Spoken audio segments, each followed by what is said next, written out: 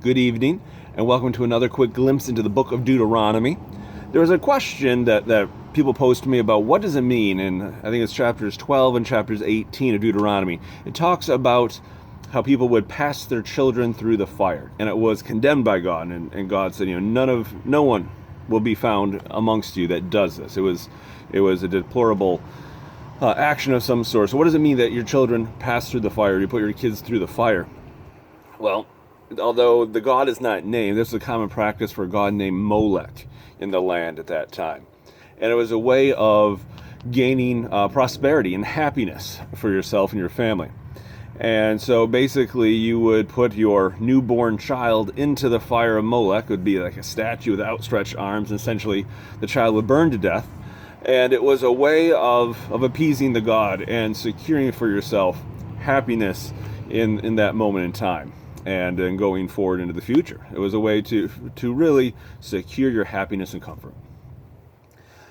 It seems deplorable to us, but in a lot of ways, it's not that far from many practices we do today.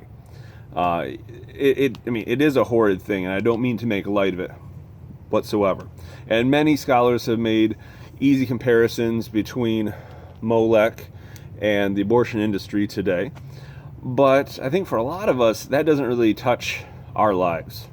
For most of us, I think we need to actually look at this in a slightly different way. I mean, think about the things that we do for our own happiness, our own comfort, that puts our kids in jeopardy. Now, probably not actual physical mortal jeopardy, but think about spiritual jeopardy. How many times have you seen people pretty much make choices for their own comfort and their own happiness here and now that lead to their kids walking away from the church or walking away from the faith?